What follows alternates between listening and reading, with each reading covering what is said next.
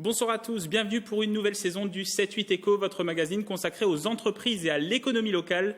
Tout de suite, le sommaire de ce premier numéro. Développer les moyens de mobilité des salariés pour attirer les entreprises, c'est la stratégie de Saint-Quentin en Yvelines avec des axes routiers, plusieurs gares et un réseau de bus développé. Le territoire mise aussi sur le vélo électrique avec le lancement du dispositif Véligo le 17 septembre 2019. Née Waze Up, elle est dorénavant baptisée Klaxit. Cette start-up a été lancée en 2013 à Saint-Quentin en Yvelines. Aujourd'hui, leader français du covoiturage domicile-travail, elle part à la conquête du marché européen. Pour en parler, nous recevons David Dinardo, directeur du développement. Enfin, retrouvez l'actualité économique en bref dans les Yvelines avec les bons résultats de Safran et Thales au premier semestre 2019 et l'ouverture des inscriptions pour le Sky Business Day prévu le 21 novembre prochain. Mais avant de développer ces titres, revenons sur la deuxième édition du Forum européen de l'intelligence artificielle. Cet événement s'est déroulé lundi 9 septembre au château de Rambouillet. Des échanges entre des représentants de l'État, des collectivités et des entreprises. Deux délégations du Land de Sarre et du département de Moselle étaient notamment présentes. Reportage de Manon Varaldo et Rodolphe Blondel. Le deuxième forum de l'intelligence artificielle s'est déroulé au château de Rambouillet.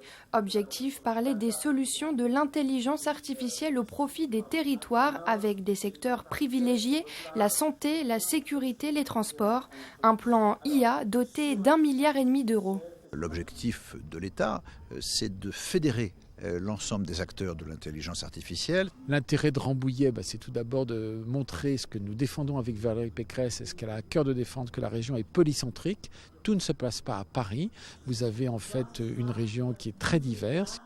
Parler des solutions de l'intelligence artificielle au profit du territoire, c'est la raison de la venue de ce jeune chef d'entreprise issu de la recherche de l'Institut yvelinois VDCOM. On vient pour présenter donc nos solutions, en fait, nos outils en termes d'intelligence artificielle qui sont issus maintenant de 5 ans de recherche et qui visent en fait à montrer de la connaissance de la mobilité sur les territoires, donc à l'usage des territoires pour les territoires. Un des thèmes de ce deuxième forum européen de l'intelligence artificielle, les territoires ruraux intelligents. Ce quarantenaire installé à Rambouillet est le fondateur d'un site internet. On est présent sur plus de 37 pays.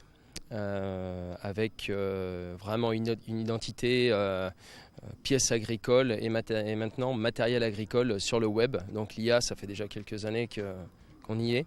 Objectif pour les collectivités, attirer ces entreprises sur leur territoire pour développer le secteur de l'intelligence artificielle. En voiture, en train, en bus ou en vélo, ces moyens de transport vous mèneront à Saint-Quentin en Yvelines, des infrastructures essentielles pour les entreprises et leurs salariés. La mobilité, un axe stratégique pour le développement économique. C'est la rubrique 3 questions sur la mobilité avec Anne Fahy, directrice développement économique à la communauté d'agglomération.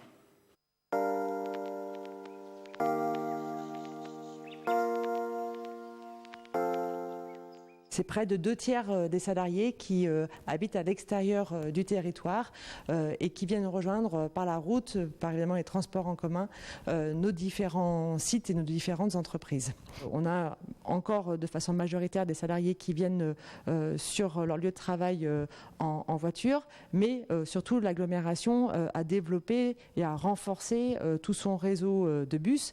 Nous avons la chance sur le territoire d'avoir 7 gares et de ces gares, il faut pouvoir rejoindre directement son lieu de travail. Et puis enfin, et c'est une tendance très forte que l'on voit depuis maintenant plusieurs années, c'est ce qu'on appelle les mobilités douces, donc en particulier le vélo.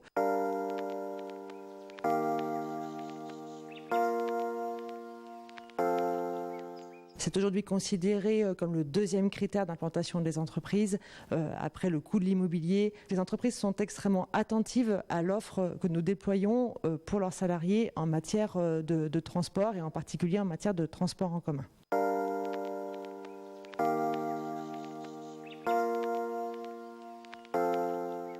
De façon à pouvoir faciliter le recrutement sur le territoire, nous avons mis en place un certain nombre d'outils. Je pense notamment à la plateforme Ski Emploi. Cette plateforme qu'on a lancée maintenant il y a quelques mois a atteint plus de 10 000 CV qui sont en ligne. Découvrir le vélo électrique à moindre coût, c'est l'objectif de Véligo. Inauguré le mercredi 11 septembre par la région Île-de-France, ce service permet la location de longue durée de vélos électriques. Un lancement le 17 septembre 2019 est prévu sur le territoire de Saint-Quentin en Yvelines, un territoire qui sera composé de 7 stations. Les explications de Marilène Yapichino, les images sont signées Rodolphe Blondel. La très grande majorité des trajets en voiture aujourd'hui en Île-de-France font moins de 7 km. Moins de 7 km, c'est-à-dire 20 minutes, un quart d'heure, 20 minutes de vélo ou de vélo électrique. C'est en partant de ce constat que la région Île-de-France, avec l'aide d'Île-de-France Mobilité, a décidé de lancer son service de location de vélos électriques longue durée, Véligo. 20 000 vélos en location longue durée pour 20 € par mois avec le remboursement employeur, eh bien, on peut découvrir le vélo électrique pendant 6 mois.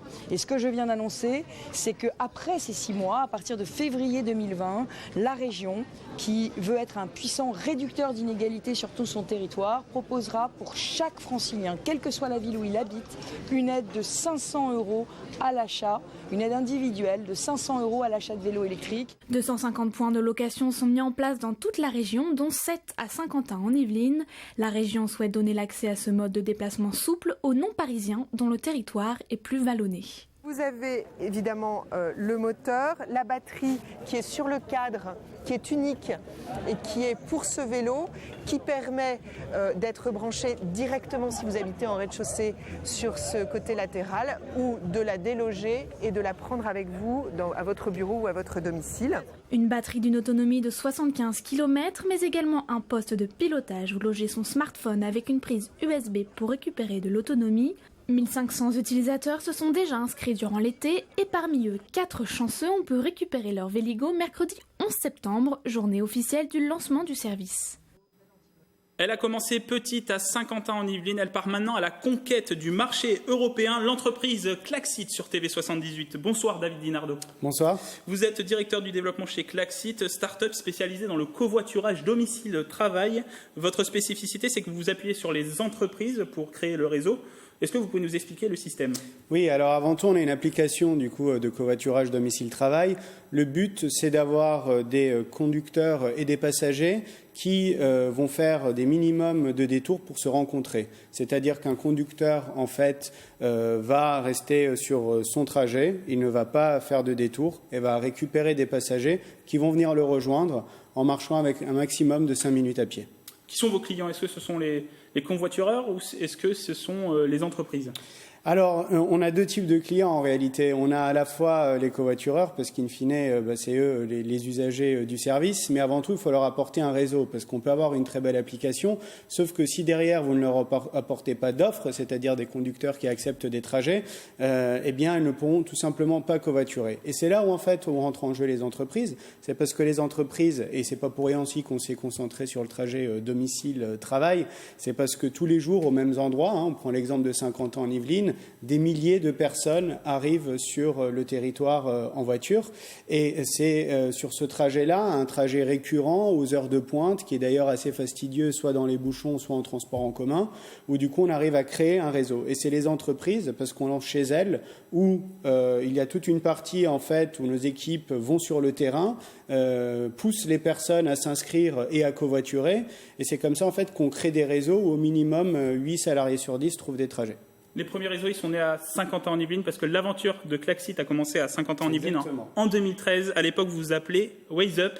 On va voir les images Waze Up Tour que vous avez organisé. Ça, c'était en 2015 avec plusieurs entreprises du territoire. Le premier partenaire, ça a été vraiment le technocentre de Renault à Guyancourt. Alors le technocentre Renault, parce que il y a plus de 10 000 salariés, je pense de mémoire 12 000 maintenant. Donc c'est vraiment ce type d'employeur-là, beaucoup de salariés au même endroit qui commencent à créer une colonne vertébrale, si on veut, d'un réseau de covoiturage. Parce que quand on a de gros employeurs qui se lancent, en fait, derrière aussi, les petites entreprises en profitent. Et c'est vrai qu'on a commencé avec Renault, qui a été notre premier client. Mais aujourd'hui, on couvre plus de 40 000 salariés. On travaille avec Thales à Elancourt, JC2Co, Crédit Agricole qui est à côté du Technocentre, Safran, Sodexo, Orange et j'en passe.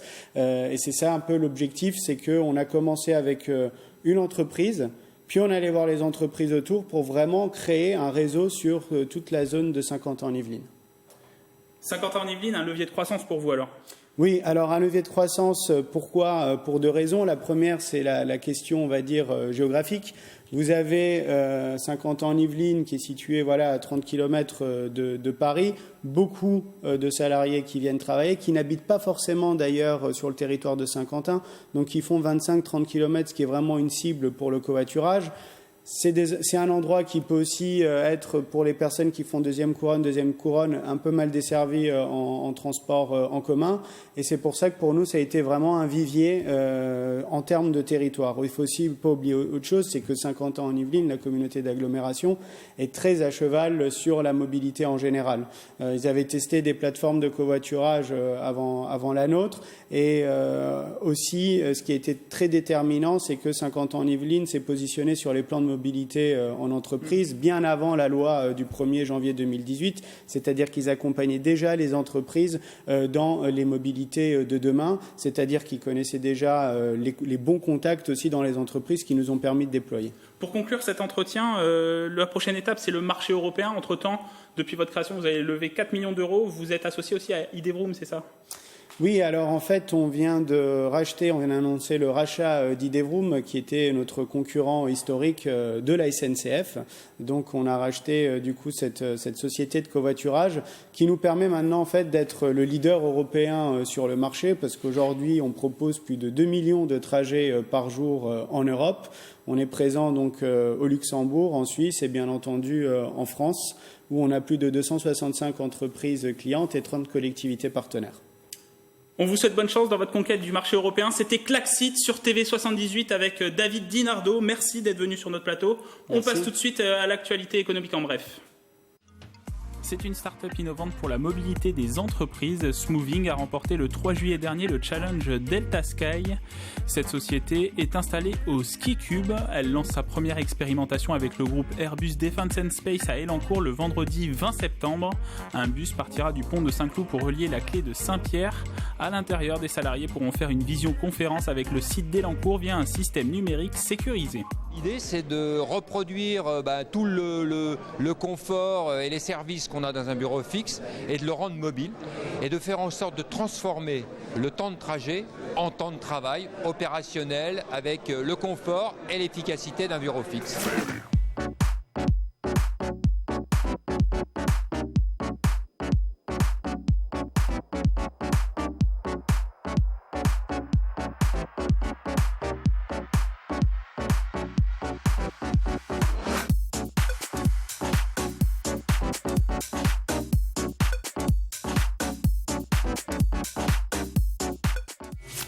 Retour du Sky Business Day le 21 novembre 2019, la 4e édition de cette convention des entreprises de Saint-Quentin en Yvelines au Vélodrome National.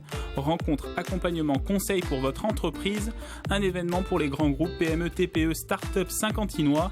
Les inscriptions sont ouvertes. Rendez-vous sur le site skybusinessday.com.